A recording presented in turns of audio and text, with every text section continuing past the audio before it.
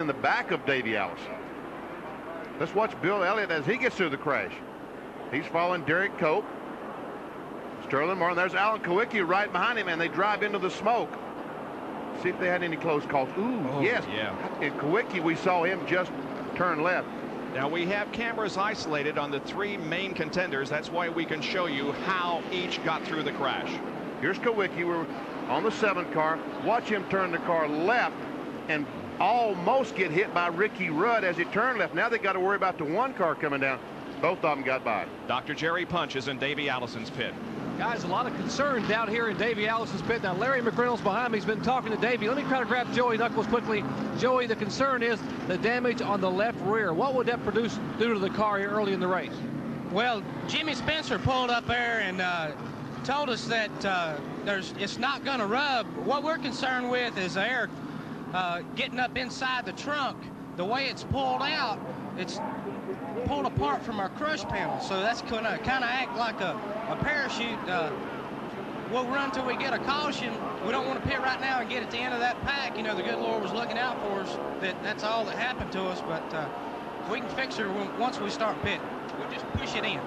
And the crush panel now is the panel inside the tire well in the left rear that keeps air from getting inside the tire, and more importantly, inside the trunk that would create a parachute or balloon effect, as he said, and slow the car down drastically. He'll have to run with it right now and hope for an early caution. Guys? I tell you, that was a big decision that they had to make. They got a caution right now. This is an early caution, but as Joey Knuckles says, they don't want to go to the rear of the pack here, but still, if that thing should give them any problems at all in the handling, you know, it could come back to bite them. Once again, here is a replay. And there's Davey Allison. There's 41 car right behind him, Hud Strickland. Ooh, and Davey backs off. Hud goes in, hits him in the rear. And that shot Hud down into the 26 car. Exactly. And I said Jimmy Spencer was in the crash. I think that was Bob Shack instead of Spencer that I saw backed up against the wall. Well, there's Davey, and there is the damage that you can see on the left rear of that car. Mark Martin has made a pit stop. He's on pit road right now. So is Michael Waltrip. And Jerry, can you see what's going on there? We can, Bob. They're changing all 4 tires on the Valvoline Ford. They decided that he had run through some debris. Don't want to take any chances here. You know, they're on the radial tires, and it's a very good tire. And as we all know, the radials are very difficult to cut. But they ran across some sheet metal and some sharp objects up there in the turn and said, why take a chance? It's early on. We got a caution. We'll start back here and hope that we'll have no problems and we can pick our way through the field. So possibly a little bit of a gamble early on to come in and change all 4 tires. Here is a replay from Mark Martin's in-car camera. Let's listen.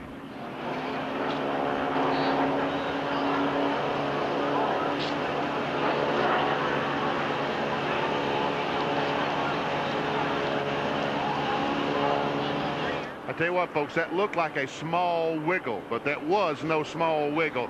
That was tough. Mark Martin makes it through, but makes a pit stop here in the early going. Well, Dale Earnhardt is the leader of the race as we remain under caution here in the Hooters 500 at Atlanta Motor Speedway.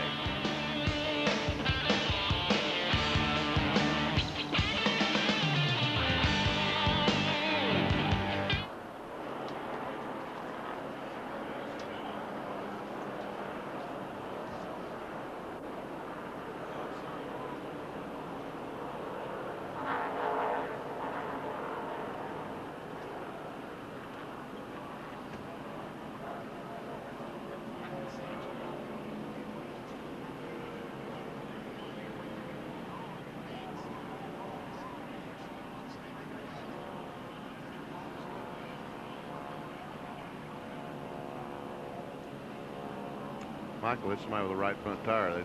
I keep seeing him coming in. I wonder, but he's got a little bit of damage on the fender. Yeah, they've had the hood up and looking down there. There's maybe okay. Some damage inside. Richard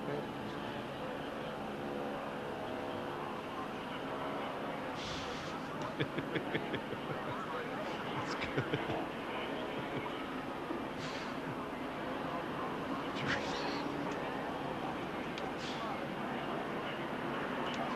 He'll be 61 years old when he achieves 1,185 stars. Jeff Gordon.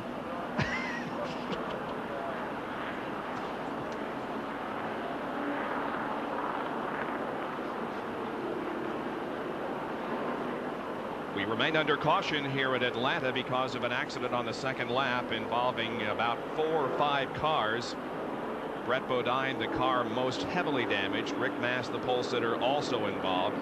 There's a hot air balloon overhead carrying the number 43. And at the conclusion of this event, we urge you to stay tuned for a very special salute. The Portrait of a King, a special program devoted to Richard Petty. It is, believe me, worth staying with us for after this event. Portrait of a King immediately following our live telecast of the Hooters 500. Here's Jerry Punch. Bob, how quickly fortunes can change for a driver. Rick Mast picking up his first career pole is now behind the wall in the Skoal Classic Olds, and Rick still sitting in the car. Rick, what happened up there?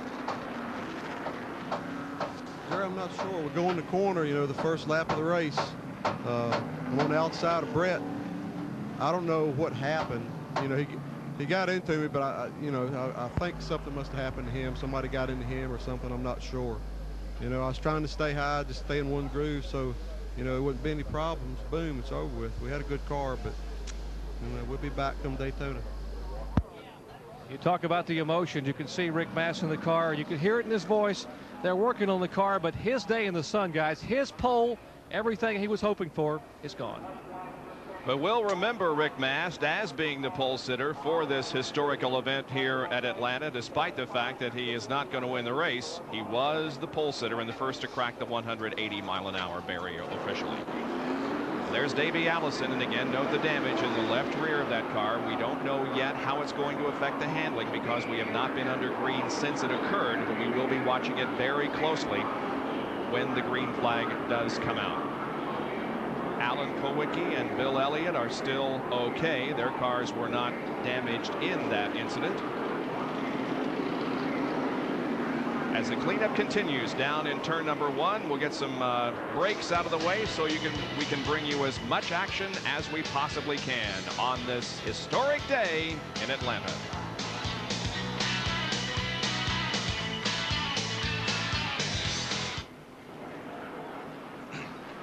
All righty.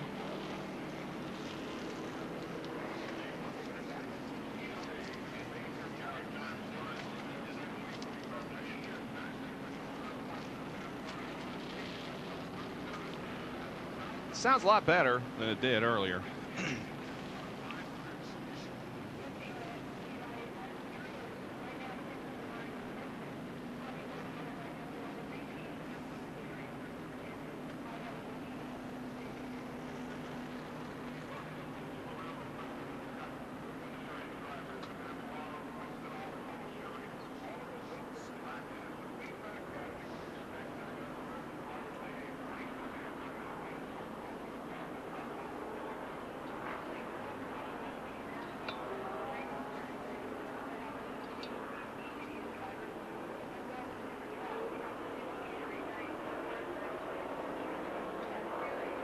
Sure, a lot of air traffic up there. Look at this.